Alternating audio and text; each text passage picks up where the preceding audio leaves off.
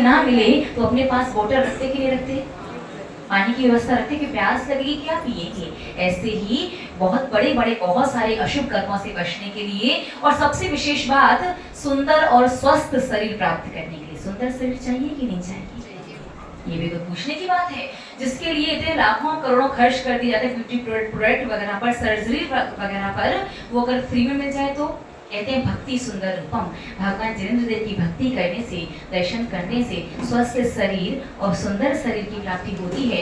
अगर आपको स्वस्थ सुंदर शरीर, बढ़िया सुंदर आवाज और पूर्ण आयु यदि चाहिए है तो आपको ध्यान रखना चाहिए कि आप पैर धो करके ही जिन मंदिर में प्रवेश करें। और पैर धोने के संदर्भ में कल आपने समझा कैसे धोना है, एड़ी से लेकर के आगे पैर और पंजे तक, अंगुलियों तक अच्छे से धोना है। भले थोड़े पानी में धो या ज्यादा में धो, वो विकल्प आपको एक्स्ट्रा भी नहीं फैलाना। जितने पैर अच्छे से धुल जाए उतने पानी में अपने दोनों पैरों को अच्छे से धोना है। फिर अपने दोनों हाथों को धो करके जिन मंदिर जी के लिए प्रस्थान, जहाँ से मंदिर प्रारंभ होता है, जहाँ जिन मंदिर बना हुआ है वहां पर आपको चलना है। सर्वप्रथम जब आप गेट पर पहुंचोगे तो गेट पर पहुंच करके आप पहले भी समझ चुके हो कि जैन धर्म के अनुसार भले ही आप अपने मन से कितने भी उत्तर तैयार कर लो कि जो दहली जो है नव देवता में देवता है, पूजनीय है, जिनाने का प्रारंभ होता है, ये आपके मन गढ़ंत उत्तर हैं। नव देवता में दहली नाम का कोई देवता नहीं है।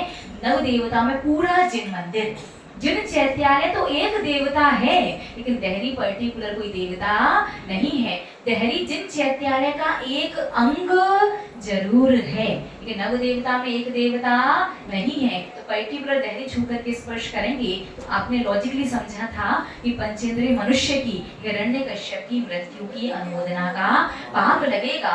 और साथ ही साथ में सभी के पैर उस दहलीज पर रखे जाते हैं, और जब आप दहलीज हाथों से छूते हैं सबके पैरों की गंदगी आपके हाथों में आ गई। और दहलीज छूने के बाद कोई भी श्रावक अपने हाथ नहीं धोता, सीधे जिन मंदिर में प्रवेश करता है और सभी के पैरों की गंदगी जो आपके हाथों में है, द्रव्य लेकर के उन्हीं हाथों से द्रव्य चढ़ा देता है। द्रव्य के साथ जब गंदगी समर्पित हो जाती है तो असाध्य रोग बीमारी वाले कर्म का बंद होता है। 2.5 घंटे से लेकर के 21 वर्ष के अंदर अंदर ऐसा कर्म उदय में आता है, ऐसा कर्म उदय में आता है कि शरीर में तकलीफ पूरी है, रोग बीमारी की समस्या है, या तो टेस्ट करवाओ, जांच करवाओ, जांच में कुछ आता नहीं है, आ भी गया तो उसका निदान, रोग बीमारी का इलाज मिलता नहीं है, और मिल भी गया तो जीवन भर ट्रीटमेंट लीजिए, बीमारी ठीक नहीं होती है। इसलिए आपने समझा कि सचखंडागम, धवला पुस्तक इत्यादि में प्राचीन आचार्यों के जितने भी प्रमाणिक ग्रंथ हैं, अरातीय आचार्य परंपरा के सभी ग्रंथों में यही लिखा है कि जब आप जिन मंदिर के समक्ष पहुंचे, जब आप गेट पर दहली के पास पहुंचे, तब आपको दहली हाथों से नहीं, दोनों हाथों को जोड़ करके, सिर को झुका करके जिन चैत्यालय की समग्र वंदना करनी है, वो वंदना करके आप अंदर प्रवेश करेंगे। बात समझ में आई ना यहाँ तक सभी को? फिर आप दहलीज पर खड़े होकर के पूरी जिन चैत्यालय की, जिन चैत्य की दोनों हाथों को जोड़ करके, सिर को झुका करके, वंदना करके जब अंदर प्रवेश करेंगे तो सबसे पहले आप बोलेंगे ओम जय जय जय। कितना बोलेंगे? ओम जय जय जय। अब प्रश्न वही, 3 बार जय जय जय क्यों? और जब भी 3 की संख्या आती है तो आप भी 3-4 उत्तर ही देते हो, कोई ना कोई तो सही हो ही जाएगा। मन वचन काय, सम्यक दर्शन, सम्यक ज्ञान, सम्यक चारित्र, और जन्म जरा मृत्यु कृत कारित अनुमोदना। और हम हमेशा कहते हैं कि हर 3 का यही मतलब नहीं होता। महानुभाव याद रखिएगा, आपको जय जय जय 3 बार ही बोलना है, ना कम ना ज्यादा। जय जय जय 3 बार क्यों बोलना चाहिए? क्योंकि ओम का अर्थ होता है पंच परमेष्ठी भगवान। निश्चित रूप से आज व्यक्ति संसार में जितने भी प्रयास करता है, जितने भी पुरुषार्थ करता है, संसार में चाहे दिखावा करे अपनी संपत्ति का या अपने बहुत अच्छे परिवार का, संस्कारों का, भले उसके अंदर कुछ है या नहीं, भले कर्ज लेना पड़े, लेकिन दिखावा संसार में जरूर करता है। बहुत बड़ा व्यक्ति मंदिर में आएगा तो धर्मात्मा बनने का दिखावा करेगा, 4 प्रतिष्ठित लोगों के बीच में बैठेगा तो समझदार बनने का दिखावा करेगा। कहीं ना कहीं बहुत दिखावा करता, दिखावा करने के पीछे, संसार में इतना पाप करने के पीछे उसका एक ही उद्देश्य होता है, नाम और ख्याति। यश कीर्ति मिले, नाम हो, रुतबा हो, ख्याति मिले। और आचार्य भगवंत कहते हैं कि रे संसारी प्राणी क्यों इतना परेशान हो रहा है? संसार, व्यापार, परिवार उतना ही करो जितना आवश्यक है। तू तो बस एक काम कर ले, जब जिन मंदिर में प्रवेश करे तो ओम के बाद जो जयकार है वो तीव्र से तीव्रतम के स्वर में, यानी अहोभाव से, जोश से भर करके ओम जय जय जय, अच्छे से पूरा जय जय जय, जोश से भर करके, अहोभाव से भर करके और तीव्र से तीव्रतम के स्वर में यदि आप जयकार लगाओगे तो अपने आप ओम का अर्थ होता है पंचपरमेष्ठी। जय जय का अर्थ है जयवंत हो, जयवंत हो, जयवंत हो। कौन से पंचपरमेष्ठी भगवान जयवंत हो? भूतकाल संबंधी पंचपरमेष्ठी जयवंत हो, वर्तमान काल संबंधी जयवंत हो और भविष्य काल संबंधी, तीनों काल संबंधी पंचपरमेष्ठी जयवंत हो। इसलिए 3 बार जय जय जय बोला जाता है। और त्रिकाल पंचपरमेष्ठी जयवंत हो, ये बात आपने पूरे उत्साह से उच्चतम के स्वर में यदि बोली है तो स्वतः आपके यश कीर्ति नाम का उदय आएगा। आपको संसार में ज्यादा पाप या दिखावा नहीं करना पड़ेगा। आप थोड़ा भी कुछ भी अच्छा करेंगे ना, आपको यश कीर्ति नाम ख्याति अपने आप मिल जाया करेगी। तो अब इतना सारा पाप संसार में रहो, उतना ही पाप करना, उतना ही संसार करना, उतना ही परिवार करना जितनी आवश्यकता हो। बाकी क्या करोगे? जिन मंदिर में प्रवेश करते समय ओम जय जय जय, ठीक है। इतना बोलते बोलते आपको घंटे के पास तक पहुंचना है और इतना बोलते बोलते घंटे के पास पहुंच करके फिर बजाया जाता है 3 बार घंटा। फिर वही प्रश्न, 3 बार ही क्यों? इसका उत्तर आप लोग दीजिए। कल वो कौन सा प्रश्न छोड़ा था? एक प्रश्न दिया था ना आंसर लेके आने के लिए, कल कोई प्रश्न नहीं छोड़ा। चल वो बात याद कर लीजिए। प्रश्न 3 बार ही, आप लोग कितनी बार बजाती हैं? ये पूछने की बात है। कभी 1 बार 2 बार जल्दी हुई और टाइम में तो क्या फर्क पड़ता है, घंटा ही तो बजा रहे हैं। देखो जो सारे लॉजिक एक पिरामिड की तरह होता है, उससे जो ध्वनि निकलती है बहुत पॉजिटिव वाइब्स उससे निकलती हैं, मन शांत हो जाता है, लोगों को पता चल जाता है कि आसपास जिन मंदिर है, कोई सो रहा है तो जग करके उठ करके मंदिर आ सकता है। बहुत सारे लॉजिक आप अपने मन से बना सकते हो, बट एक्चुअली में फैक्ट क्या है, एक्चुअली रीजन क्या है, लॉजिक एक्चुअली वाला वास्तविक वाला कोई भी बता सकता है। मतलब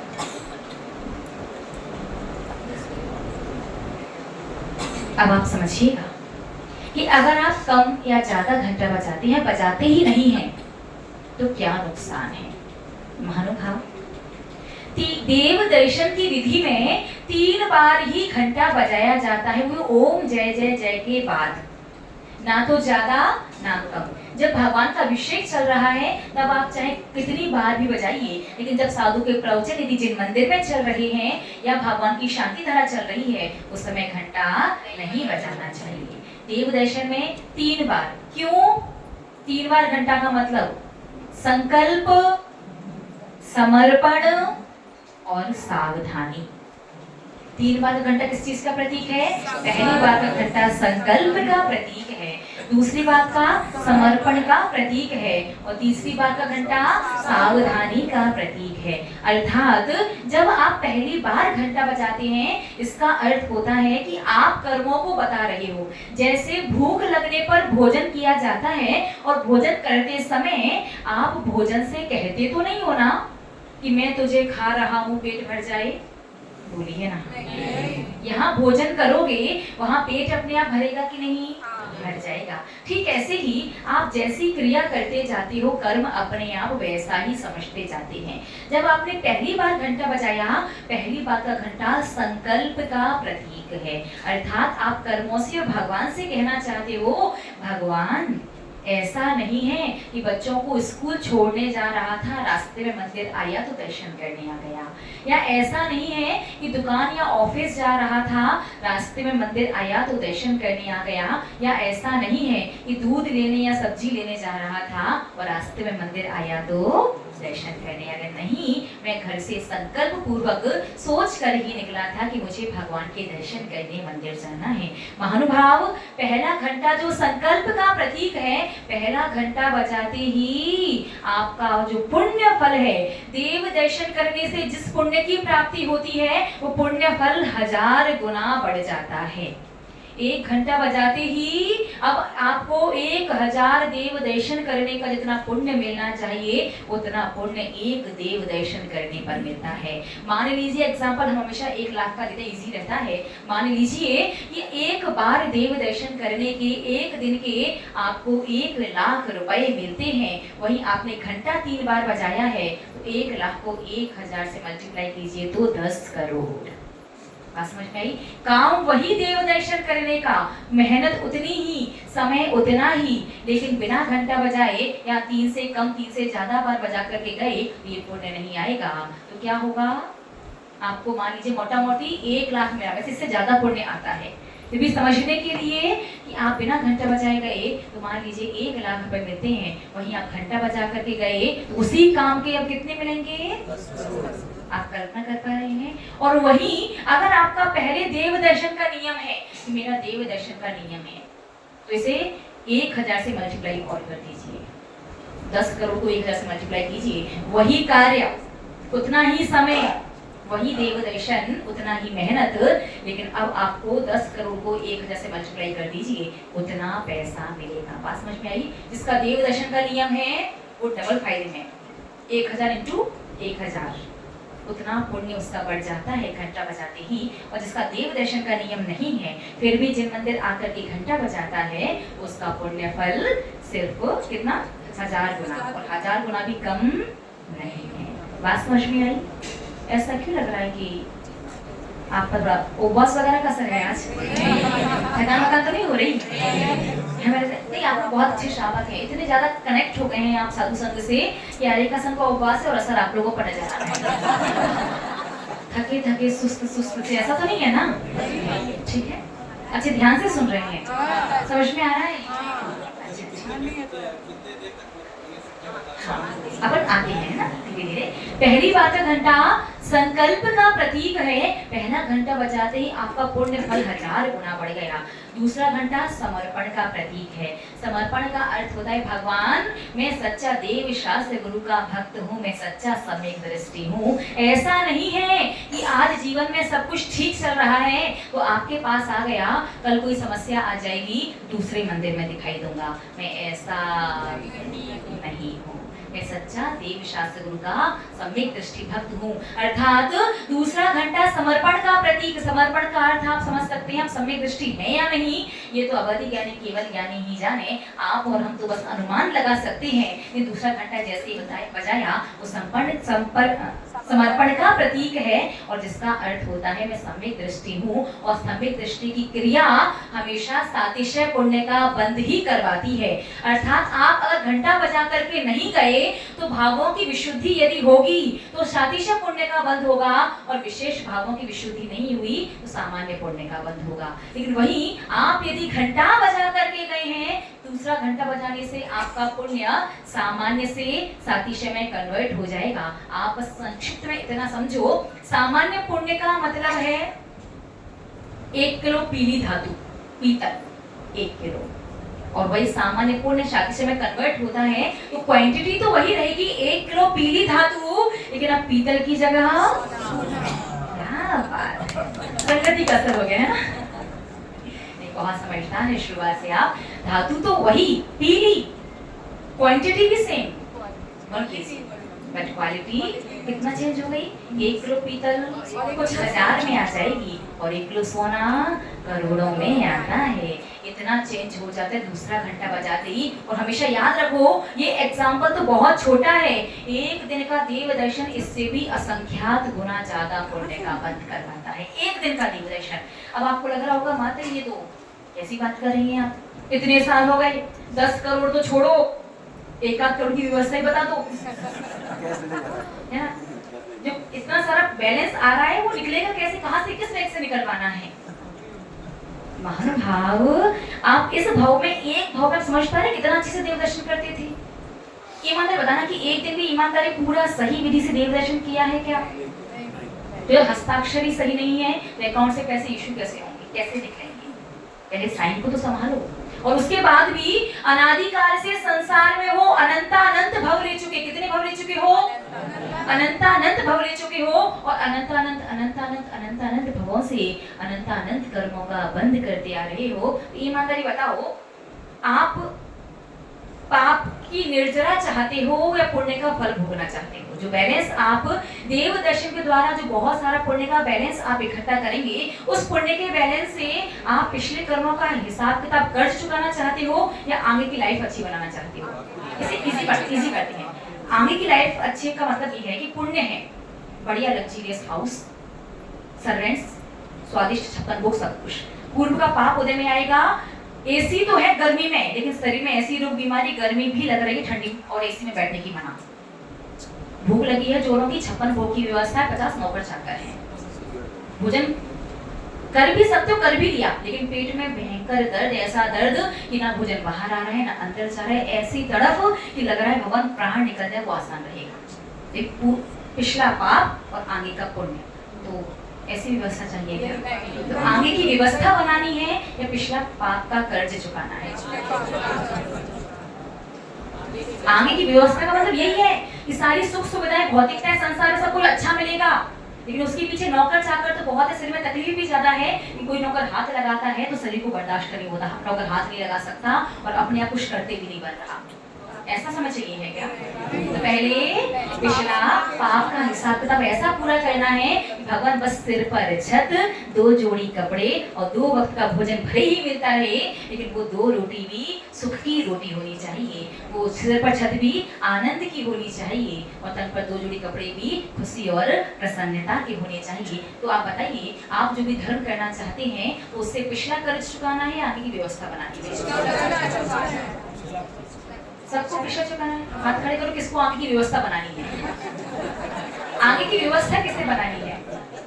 पहले पिछला कर्ज। समझदार तो है, समझ गए ना? पिछला कर्ज जैसे ही चुकेगा, आगे की व्यवस्था अपने आप बनने लग जाएगी। महानुभाव, तो आपका जो हजार हजार हजार गुना जो पुण्य बढ़ते जा रहा है ना, तो अनंत अनंत भवों से अनंतानंत अनंतानंत जो कर्म बांध रखे हैं, सारा उन्हें हिसाब किताब को बराबर करने में बहुत सारा पुण्य भाग खर्च हो जाता है। 2-5% या तो आधा या 1% ही बचता है, जिससे वर्तमान में आपके ऊपर सिर पर छत, 2 वक्त का भोजन, 2 जोड़ी कपड़े की अच्छी व्यवस्था हो जाती है। और थोड़े अच्छे से अगर आप देव दर्शन के अलावा शास्त्र स्वाध्याय भी कर लेते हैं, अभिषेक पूजन भी कर लेते हैं, साधुओं की सेवा, वैयावृत्ति, आहार विहार में भी सम्मिलित हो लेते हैं, थोड़ा और अतिरिक्त पुण्य आता है, थोड़ा और अच्छा आपको मिल जाता है। तो पहले फोकस किस पर होना चाहिए?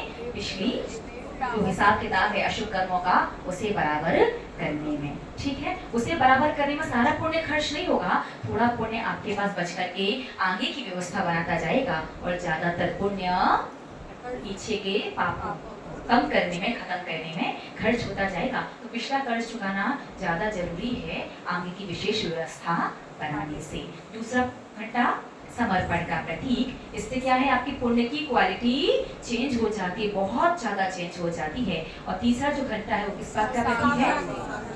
सावधानी का प्रतीक। अर्थात आप तीसरा घंटा बजा करके कर्मों को बताना चाहते हो कि यद्यपि मैं छदमस्त हूँ, मुझसे गलती होना संभव है, गलती भी हुई होगी, दोष भी हुए होंगे, पाप भी लगा होगा, लेकिन मैंने बहुत प्रयास किया है। मैं सुबह सोकर के उठने से लेकर के जिन मंदिर आने तक मैंने पूरी सावधानी रखी है कि मुझसे किसी प्रकार की कोई गलती ना हुई हो। तो महानुभाव, सुबह सोकर के उठने से लेकर के जिन मंदिर जाने तक आप गाड़ी वगैरह को यूज करते हैं, सर्दियों में गीजर वगैरह का पानी, शावर वगैरह के अनछने पानी में नहाते हैं, और भी बहुत सारा दोष, बहुत सारा पाप निरंतर श्रावक को लगता ही रहता है। ये तीसरा जो घंटा आपने बजाया ना, सुबह सोकर के उठने से लेकर के जिन मंदिर आने तक, जो भी अनजाने में, जानकर की गलती हुई है उसका नहीं, कि जो भी अनजाने में गलती हुई है ना, सारा की सारा पाप 86% तक कम हो जाता है। तीसरा घंटा इतना विशेष है।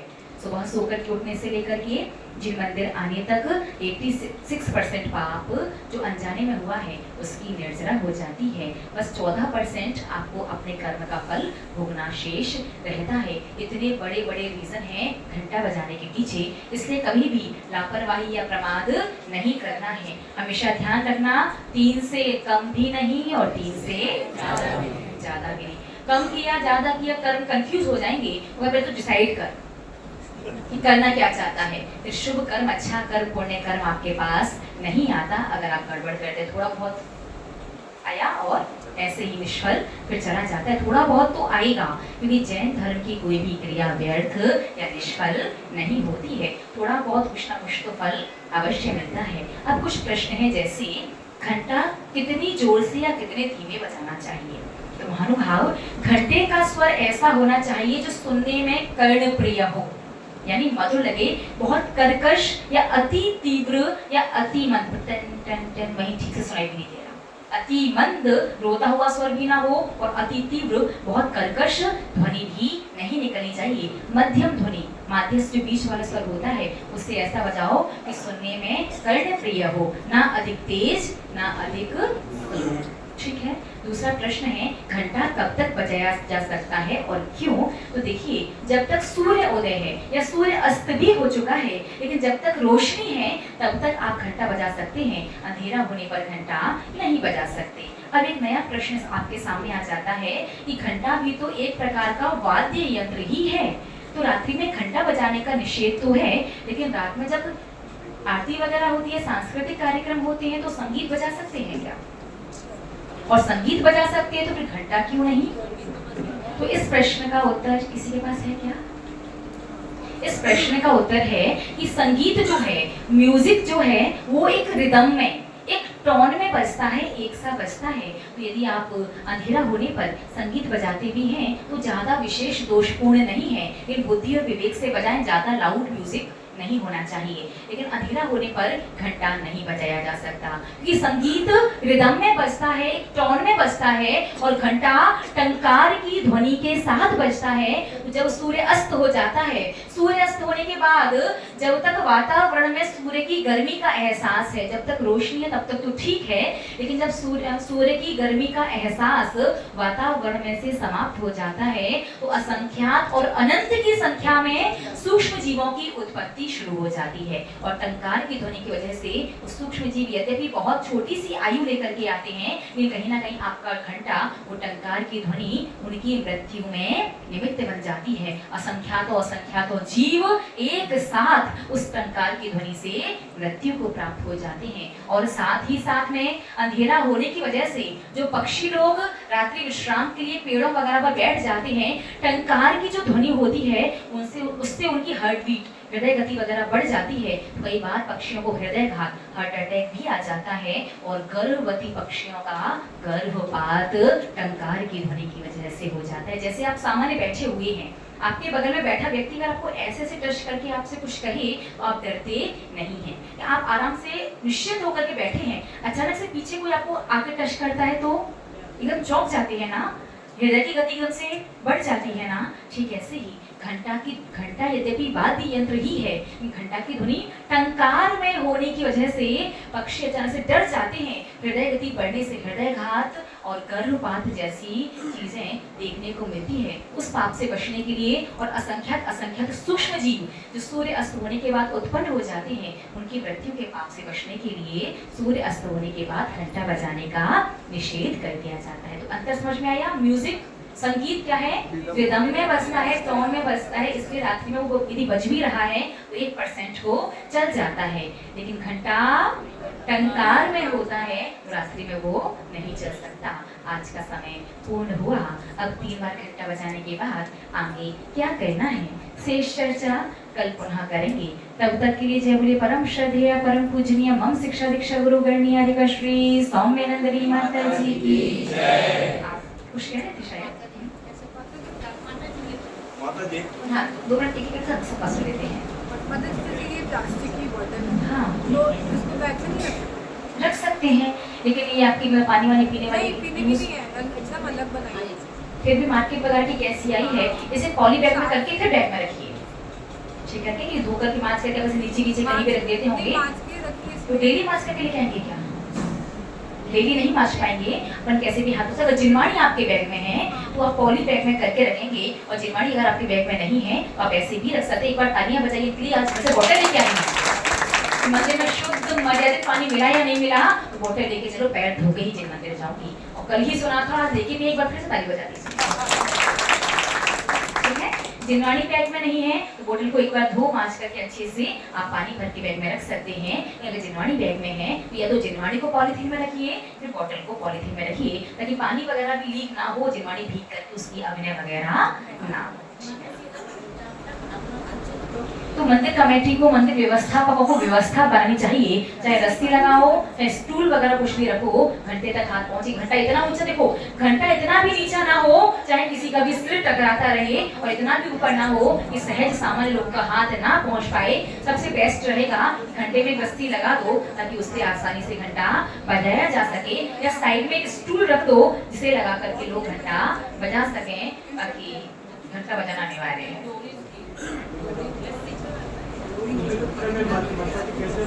तो वो लोग स्टूल वगैरह पर नहीं चढ़ पाएंगे, कमर वगैरह में दिक्कत है, तो मंदिर कमेटी, आप किस मंदिर में जाते हैं? वैसे बेलगंज कमेटी तो बहुत अच्छी है। तो भैया जो भी कमेटी मेंबर्स, व्यवस्थापक वगैरह जो लोग भी हैं, वो इस बात को ध्यान दीजिएगा कि घंटे में एक रस्सी लगा दीजिएगा, ताकि सभी के हाथ उस रस्सी तक पहुंच सकें और वो आपका घंटा बजा करके अपने पूर्ण फल को प्राप्त कर सके। व्यवस्थापकों की जिम्मेदारी है। ठीक है, प्लास्टिक की रस्सी शुद्ध वस्त्र में छुई जा सकती है, इसमें कोई दोष नहीं। अभिषेक के लिए आते हैं तो पहले कपड़ा चेंज करें या दर्शन करना चाहिए? अगर नहा धो करके आप आ रही हैं, घर से शुद्ध वस्त्र पहन करके आ रहे हैं, तो पहले आपको जिन मंदिर में आकर के दर्शन करना चाहिए, उसके बाद फिर वस्त्र वगैरह चेंज करने जा करके फिर अभिषेक करना चाहिए। और अगर बिना नहाए धोए ऐसे ही आ गए हैं, कल के बासी वस्त्र पहन रखे हैं, तो पहले जाकर के चेंज वेंज करके आगे फिर आप दर्शन कर सकते हैं। हाँ, सोले में घंटा क्यों नहीं बजा सकते? एक बात बताइए, जो फर्श रहता है, उस फर्श पर बिना सोले वाले चलते हैं कि उसी स्थान पर लेडीजें चल जाती हैं, फिर सोले वाले जेंट्स नहीं चलते क्या उस फर्श पर? तो फिर उस पर जब उनके पैर रखने वाले स्थान पर आप पैर रख सकते हैं, सोले में घंटा भी बजाया जा सकता है। घंटे पर कपड़ा वगैरह ना लगा हो, ये विशेष ध्यान रखना। और रस्सी जो है वो भी कपड़े की नहीं होनी चाहिए, प्लास्टिक की, जूट की, किसी भी चीज की हो। ठीक है, सोले में चटाई पे बैठ सकते हैं? सोले में जो घास वाली जो चटाई होती है उस पर बैठ सकते हैं, लकड़ी वाली चटाई है उस पर बैठ सकते हैं। प्लास्टिक की चटाई पर बैठ रहे हैं तो ध्यान रखना चाहिए, प्लास्टिक की चटाई में आजू बाजू गोट लगी होती है, एक बाउंड्री बनी होती है, किनारी बनी होती है, उस पर धागे की सिलाई होती है। अगर आप सोले में प्लास्टिक की चटाई यूज कर रहे हैं तो आपको बीच बीच वाले स्थान पर रहना चाहिए, आजू बाजू साइड से उसे मोड़ दीजिए, वहां पैर ना रखा जाए। या हम तो कहेंगे कि सोले में प्लास्टिक की चटाई यूज ही ना करो। तो सबसे बेटर है घास की, लकड़ी की चटाई पूरी सोले की रहती है, आप उसे यूज कर सकते हैं। ठीक है, चटाई में भी तो रस्सी जैसे कि समझदार वो पहले जैसे कितनी बार समझदार नहीं, बताओ आप पूरा 8 ही बजाओगे। हम भले कितने बजे भी छोड़े, आप अपना टाइम पूरा करके ही जाओगे। जैसे अगर आगे नियम जिंदगी जीवन भर का नहीं रह सकते हम देव दर्शन का, तो एक साल के आप जीवन पर्यंत का लें, बहुत अच्छी बात है, बहुत आसान है। नियम इस प्रकार से लेना है कि नित्य देव दर्शन का नियम है, जिस दिन दर्शन नहीं होंगे दूध दही चावल में से एक वस्तु का त्याग करूंगा, बहुत आसान है। फिर भी आपको लगता है कि अभी तक अभी नियम लिया नहीं है और बहुत प्रकार की परिस्थिति देख ली है और एकदम से हिम्मत नहीं कर पा रहे हैं, तो आप 1 महीने का, 6 महीने का, साल का इस प्रकार से नियम लेकर भी धीरे धीरे आगे बढ़ा सकते हैं। कि नियम लेकर के करने में और 1000 गुना पूरे ज्यादा बढ़ जाएगा। हाँ, 1 हफ्ता का ले लो, फिर 1 महीने का ले लो, 1 महीना चल जाए तो 2 महीने का ले लो, वो भी अच्छे से। एक साथ ज्यादा ले तो और भी छोटा छोटा ले सकते हैं, आराम से ले सकते हैं। ध्यान रखना, नियम पूरे होते ही आगे बढ़ाते जाना, ताकि फल में कमी ना आए।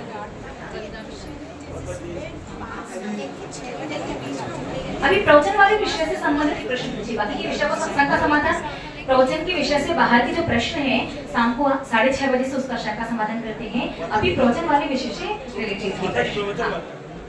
रेडीमेड जो धुंधली दुपट्टा आता है, रेडीमेड दुपट्टा